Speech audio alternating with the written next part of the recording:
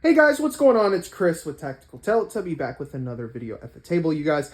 This video is going to be short and sweet. It's going to be why you don't need a special purpose rifle. I'm going to be explaining why you don't need a 5.56 rifle longer than 16 inch and why 18-inch rifle like this is not very practical for the common, common Joe.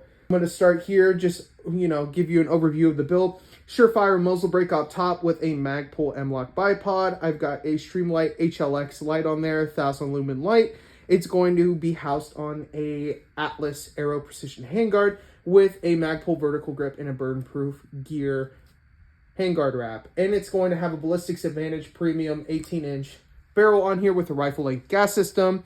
I am going to have, I think this is just some Black Ops is the brand. One of their triggers. It's an adjustable trigger. It's like a 2.5 to 4.5 pound trigger. Magpul grip on there. Reptilian mount. 30 millimeter mount. And FDE using like a primary arms. I think it's not the PLX but the SLX. One of their optics. And then I have a B5 stock and a Radian Raptor charging handle on the back there. So that's kind of the rifle. First of all, I just kind of want to go over why this isn't really practical for the normal person. I live in Houston, so I also live in Harris County, so one of the most populated counties in Texas. It is the biggest county in Texas based off of population. So I kind of don't live in an urban area, more suburban, but a very urbanized urban sprawl of a suburban neighborhood. You know what I mean? So a lot of people, a lot of buildings, a lot of houses, not large stretches of land.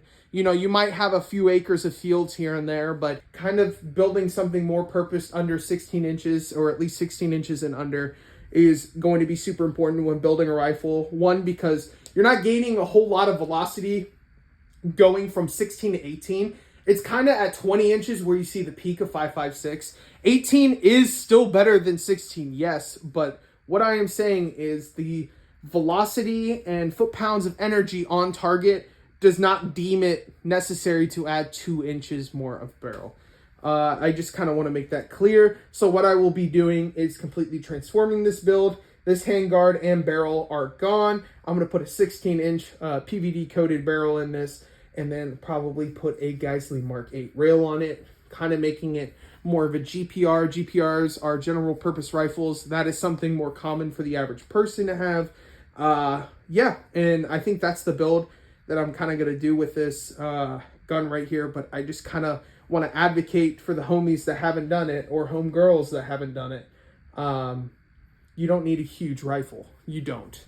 It's not practical for everyone. Now, if you live in, Grinnell, Iowa, and you've got miles of farmland, that's something that's a lot more common of a rifle out there. But for living in a generally high populated area, you need something a little bit more compact than this, but you're not going to be suffering hugely on the velocity front. So just kind of something I wanted to go through on this. Happy mistake. I learned from it, spent a lot of money on it, but yes. So now to change it back, I think the cost is, or the return on investment is huge. By just putting a 16-inch barrel in it, regular government profile, and putting a Geisley rail on this, kind of to match my 10.5. So, and then eventually the EOTech will come over here to this gun, and then a Holosun will just go on the 10.5. Thank you guys for watching. I appreciate it. If you guys have any comments or suggestions, please put them down below. This is Chris with Tactical Teletubby. I'll see you guys again in the next video.